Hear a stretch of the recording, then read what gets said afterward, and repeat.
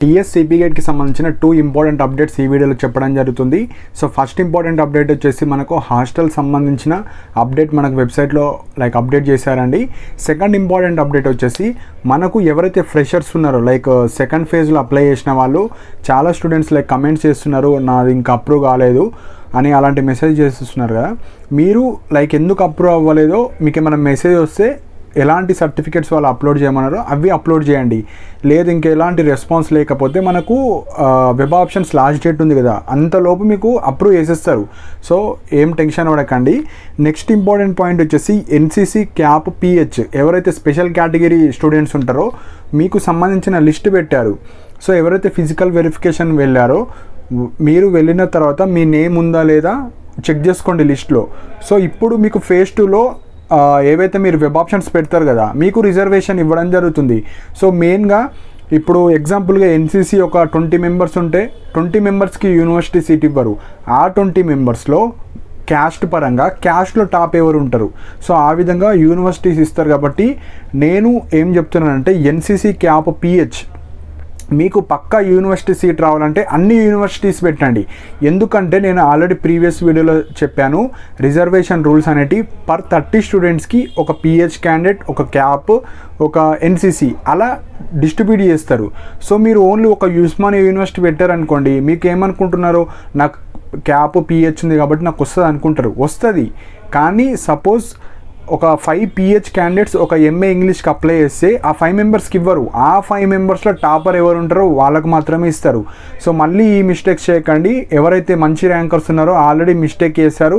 So మీరు కూడా ఆ మిస్టేక్ చేయకండి. మీరు అన్ని యూనివర్సిటీస్ పెట్టండి, మీకు ఏదో ఒక యూనివర్సిటీలో సీట్ రావడానికి ఛాన్సెస్ ఉంటాయి. పిహెచ్ కావచ్చు, క్యాప్, ఎన్సీసీ అన్ని యూనివర్సిటీస్ పెట్టండి.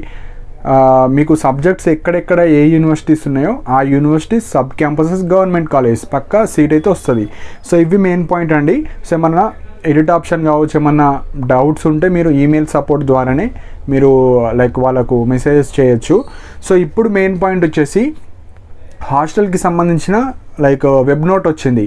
సో అందులో ఇంపార్టెంట్ పాయింట్స్ ఈ వీడియోలో ఎక్స్ప్లెయిన్ చేస్తాను. సో ఫస్ట్ పాయింట్ వచ్చేసి మనకు ఎవరైతే ఉస్మానియా యూనివర్సిటీ కావచ్చు, ఉస్మానియా యూనివర్సిటీలో అండర్లో ఉన్న సబ్ క్యాంపసెస్ నిజాం కాలేజ్ కావచ్చు, పీజీ సికింద్రాబాద్, సైఫాబాద్ కావచ్చు. అండ్ ఇంకొక మెయిన్ పాయింట్ వచ్చేసి మనకు కోటి ఉమెన్స్. సో కోటి ఉమెన్స్ కూడా మనకు అండర్లోనే వస్తుంది.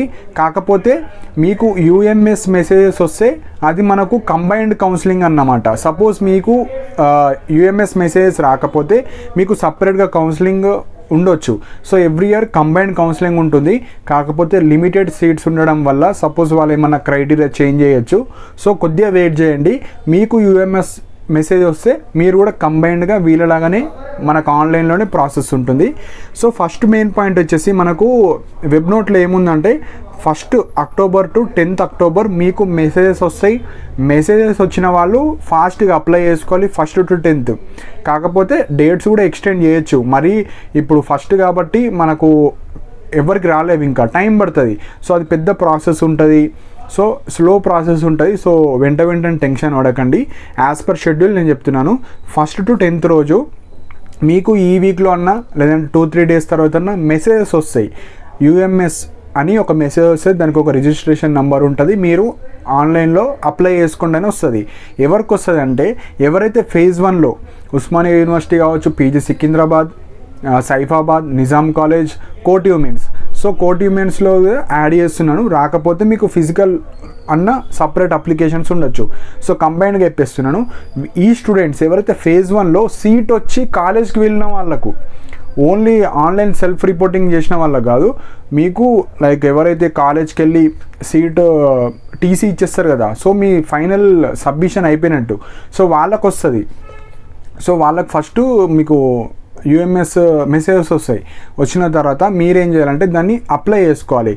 సో యూఎంఎస్ రిజిస్టర్ అయ్యి మీరు ఒక పాస్వర్డ్ క్రియేట్ చేసుకొని అందులో మీ పర్సనల్ డీటెయిల్స్, ఎడ్యుకేషనల్ డీటెయిల్స్, మీకు ఏ సీట్ వచ్చింది, అన్ని సర్టిఫికేట్స్ మళ్ళీ అప్లోడ్ చేయాలి. సేమ్ మనకు మీరు ఎట్లయితే అప్డేట్ చేశారో అన్ని certificates same as it is ఇందులో కూడా అప్లోడ్ చేయాలి. అప్లోడ్ చేసిన తర్వాత 100% వస్తుంది. అంటే మీరు అన్ని సర్టిఫికేట్స్ అప్లోడ్ చేస్తారా లేదా చూస్తారు. చూసిన తర్వాత వెరిఫై చేస్తారు. ఉస్మానియా యూనివర్సిటీ క్యాండిడేటా, సైఫాబాదా, పీజీ సికింద్రాబాద్ అన్నీ వెరిఫై చేసిన తర్వాత మీకు ప్రింట్ తీసుకోవాలి, ఏదైతే మనం ఫిల్ చేసిన తర్వాత మనకు మెస్ డిపాజిట్స్ కట్టాలి. సో ఇప్పుడు చెప్తాను. సో మెస్ డిపాజిట్స్ వచ్చేసి మనకు రెగ్యులర్కి ఒక విధంగా ఉంటుంది, సెల్ఫ్ ఫైనాన్స్కి ఒక విధంగా ఉంటుంది. సో రెగ్యులర్లో కూడా క్యాస్ట్ వైజ్ అమౌంట్ ఉంటుంది. సపోజ్ ఓసీ వాళ్ళు, ఓసీ ఈడబ్ల్యూఎస్ వాళ్ళు రెగ్యులర్ 10,000 కట్టాలి, సెల్ఫ్ ఫైనాన్స్ వాళ్ళు 12,000 కట్టాలి. నెక్స్ట్ ఎస్సీ ఎస్టీ వాళ్ళు రెగ్యులర్ 8,000 కట్టాలి, సెల్ఫ్ ఫైనాన్స్ 10,000 కట్టాలి. నెక్స్ట్ బీసీ వాళ్ళు, సో బీసీ 9,000 కట్టాలి, రెగ్యులర్ 10,000 లైక్ సెల్ఫ్ ఫైనాన్స్.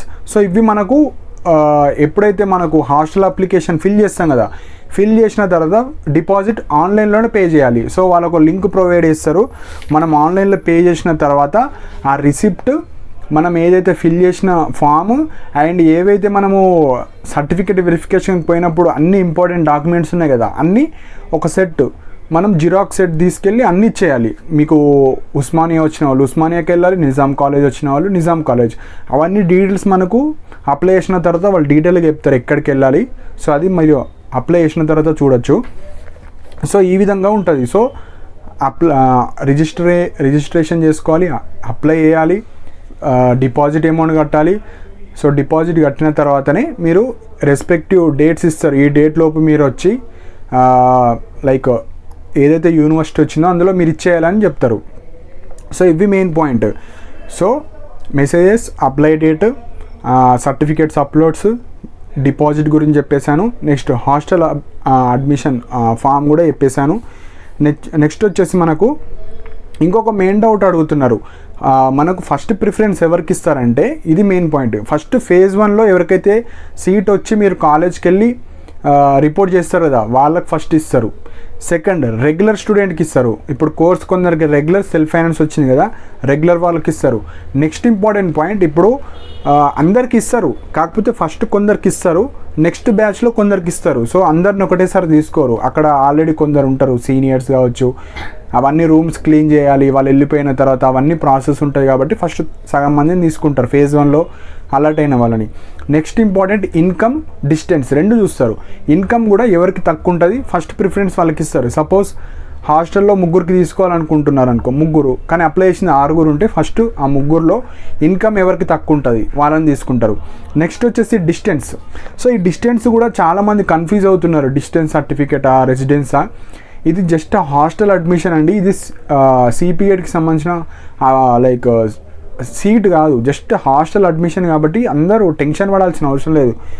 ఇప్పుడు ఇన్కమ్ సర్టిఫికేట్ అంటే ఎవరి ఇన్కమ్ వాళ్ళు ఉంటుంది చూస్తారు. డిస్టెన్స్ అంటే ఫస్ట్ ప్రిఫరెన్స్ ఎవరికి ఇస్తారంటే మనకు ఉస్మానియా యూనివర్సిటీ హైదరాబాద్ నుంచి ఎక్కువ దూరంలో ఎవరు అప్లై చేసుకున్నారు అంటే వాళ్ళ నివాసం ఎవరిదైతే దూరం ఉంటుందో ఫస్ట్ వాళ్ళకి ఇస్తారు.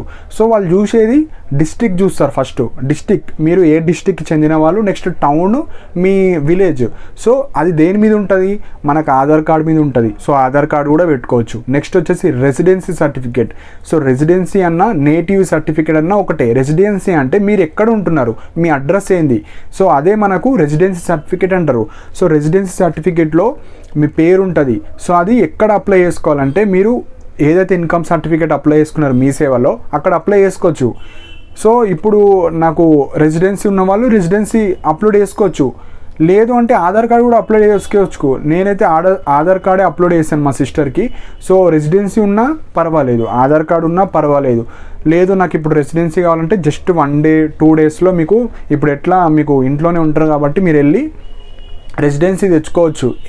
అది అంత ఇంపార్టెంట్ ఏం కాదు, ఆధార్ కూడా పెట్టుకోవచ్చు, కాకపోతే సేఫ్ సైడ్ మీరు రెసిడెన్సీ. సో రెసిడెన్సీలో కూడా మీకు అప్లై చేసేటప్పుడు ఆధార్ కార్డే అడుగుతారు. ఆధార్ కార్డులో ఏదైతే మీకు అడ్రస్ ఉంటుందో ఆ అడ్రస్సే. ఎగ్జాంపుల్ సో అండ్ సో మీ పేరు రాజేష్ అనుకోండి, Rajesh son of me father name, ఈ విలేజ్, ఈ హౌస్ నంబర్, విలేజ్, స్ట్రీట్, ఈ టౌన్లో, ఈ డిస్టిక్లో ఇతను నివసిస్తున్నాడు సిన్స్ 10 years, సిన్స్ 8 years అని ఒక సర్టిఫికేట్ ఇస్తారు, అంతే. సో ఏదైతే ఆధార్ కార్డులు ఉంటారో అదే వేస్తాడు కాబట్టి ఆధార్ కార్డు ఉన్నా పర్వాలేదు. రెసిడెన్సీ తీసుకునే వాళ్ళు తీసుకోవచ్చు, ఏం అదంతా ప్రాబ్లమే కాదు, ఏదన్నా అప్లోడ్ చేయొచ్చు, ఏం కాదు. ఇప్పుడు మీకు సర్టిఫికేట్స్ లేని వాళ్ళే 6th సెమిస్టర్ అట్లా అప్లోడ్ చేస్తున్నారు. ఇదంతా చిన్న మ్యాటర్, సో టెన్షన్ పడకండి. నెక్స్ట్ డిస్టెన్స్ సర్టిఫికేట్ అడుగుతున్నారు. ఇప్పుడు మీకు రెసిడెన్సీ ఉన్నా సరిపోతుంది, ఆధార్ ఉన్నా సరిపోతుంది. కొందరు భయపడే వాళ్ళు ఉంటారు, లైక్ డిస్టెన్స్ సర్టిఫికేట్ తీసుకుంటే తీసుకోండి. డిస్టెన్స్ సర్టిఫికేట్ అంటే మళ్ళీ అది ఆఫీస్ చుట్టూ తిరగాలి, అది ఎక్కడ ఇస్తారు, అంత అవసరం లేదండి.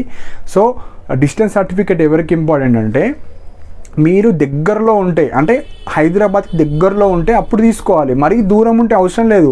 మనం ఇప్పుడు నాది నిర్మల్ డిస్టిక్, నాకు కనీసం 250 కిలోమీటర్స్ ఉంటుంది. సో అది ఎవరికన్నా ఐడియా వచ్చేస్తుంది, ఓకే అతను దూరం నుంచి వస్తున్నాడు కాబట్టి ఫస్ట్ ప్రిఫరెన్స్ ఇస్తా. మీరు హైదరాబాద్లో దగ్గరలో ఉండి మేడ్చల్ కావచ్చు దగ్గర ఉంటే అతనికి ఈజీగా చూస్తాడు, ఓకే మేడ్చల్ కాబట్టి మీకు దగ్గరలోనే ఉంటారు విత్ ఇన్ హైదరాబాద్. సో అలాంటి స్టూడెంట్స్ మీరు డిస్టెన్స్ సర్టిఫికేట్ తీసుకోవచ్చు. డిస్టెన్స్ సర్టిఫికేట్ కూడా first preference more than 100 or more than 70 kilometres ఉన్న వాళ్ళకి ఇస్తారు. సపోజ్ మీరు బిలో 70 కిలోమీటర్స్ ఉన్నారు అనుకోండి, మీకు సెకండ్ ప్రియారిటీ ఇస్తారు. లేదు నేను ఒక 90 కిలోమీటర్స్ 105 కిలోమీటర్స్ ఉన్నా, కాకపోతే అది మేడ్చల్ మల్కాజ్గిరి ఇట్లా రంగారెడ్డి పడ్డది అంటే అప్పుడు తీసుకోవచ్చు. తీసుకోకపోయినా పర్వాలేదండి, అందరికి ఇస్తారు హాస్టల్స్. మీకు ఫస్ట్ ఇవ్వకపోయినా సెకండ్లో ఇచ్చేస్తారు, చాలా సీట్స్ ఉంటాయి హాస్టల్ సీట్స్. సో టెన్షన్ పడేవాళ్ళు, కొద్దిగా దగ్గరలో ఉన్న వాళ్ళు మీరు తీసుకుంటే తీసుకోవచ్చు. ఎవరైతే కోటి ఉమెన్స్లో వచ్చిన వాళ్ళు మీకు హైదరాబాద్లో ఉండి దగ్గరలో ఉన్న వాళ్ళే తీసుకోండి. ఇప్పుడు దూరం ఉండి తీసుకొని వేస్ట్. ఎందుకంటే మీరు ఎగ్జాంపుల్ కామారెడ్డి అనుకోండి, కామారెడ్డికి 180-160 కిలోమీటర్స్ ఉంటాయి, అది ఎవరికన్నా తెలుస్తుంది, మళ్ళీ దానికి సపరేట్గా సర్టిఫికేట్ అవసరం లేదు. సో తీసుకునే వాళ్ళు తీసుకోవచ్చు. కాకపోతే హాస్టల్ అడ్మిషన్ చిన్నదండి అది, సో అంత అప్లికేషన్ చేసుకోకండి అన్ని సర్టిఫికేట్స్ అని. జస్ట్ ఆధార్ కార్డ్, రెసిడెన్సీ ఉంటుంది సరిపోతుంది. రెసిడెన్సీ లేకపోయినా ఆధార్ కార్డు ఉంటుంది. ఇప్పుడు ఎట్లా టైం ఉన్నది కాబట్టి తీసుకునే వాళ్ళు రెసిడెన్సీ తీసుకొని పెట్టుకోవచ్చు. సో నెక్స్ట్ వచ్చేసి మెస్ డిపాజిట్ అని చెప్పాను. సో మెస్ డిపాజిట్ అయితే పక్కా పే చేయాలి. పే చేసిన తర్వాతనే మీకు ఏ రెస్పెక్టివ్ యూనివర్సిటీకి వచ్చి ఆ ఫామ్స్ ఇచ్చేసిన తర్వాత మెస్ కార్డ్ మనకిస్తారు. సో ఈ విధంగా మనకు రూల్స్ అండ్ రెగ్యులేషన్స్ ఉంటాయి. సో నెక్స్ట్ వచ్చేసి కోటి ఉమెన్స్. సో కోటి ఉమెన్స్ ఆల్రెడీ చెప్పాను, వాళ్ళు సర్కులర్ కూడా ఇచ్చారు, ఓన్లీ 300 స్టూడెంట్స్.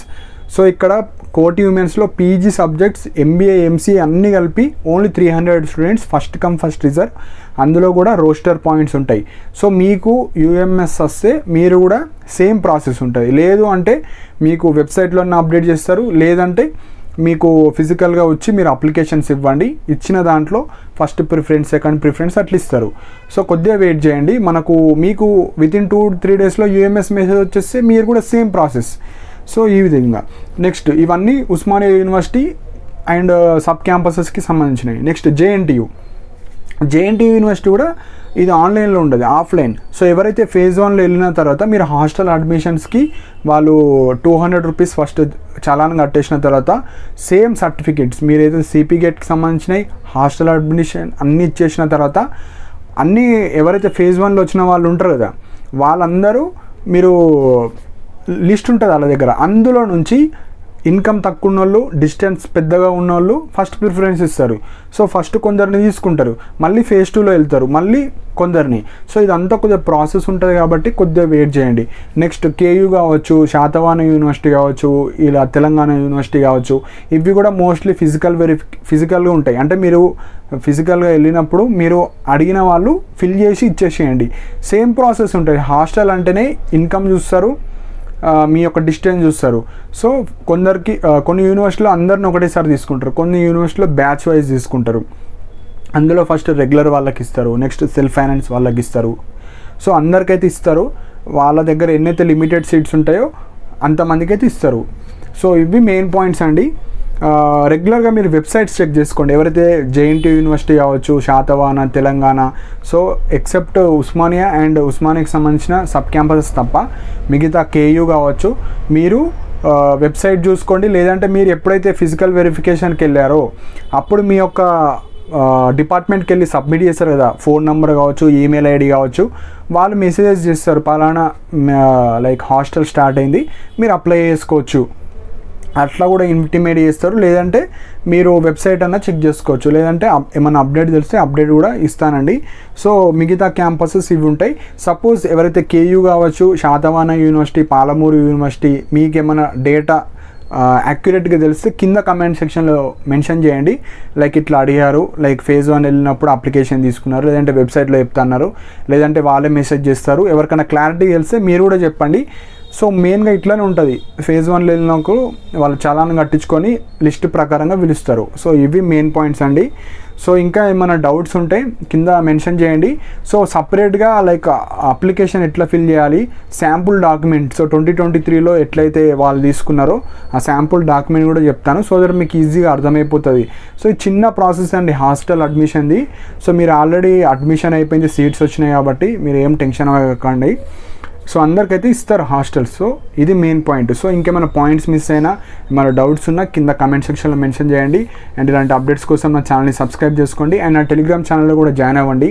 ఏమైనా ఫాస్ట్ అప్డేట్స్ ఉన్నా, ఏమన్నా సిపి గేట్కి సంబంధించిన షెడ్యూల్ అయినా మెసేజెస్ ద్వారా నేను అప్డేట్ చేయడం జరుగుతుంది. అండ్ నా టెలిగ్రామ్ ఛానల్కి సంబంధించిన లింక్ కూడా కింద కమెంట్ సెక్షన్లో పిన్ చేసి పెట్టాను. సో ఇంట్రెస్ట్ ఉన్న జాయిన్ అవ్వండి. And thank you for watching my video.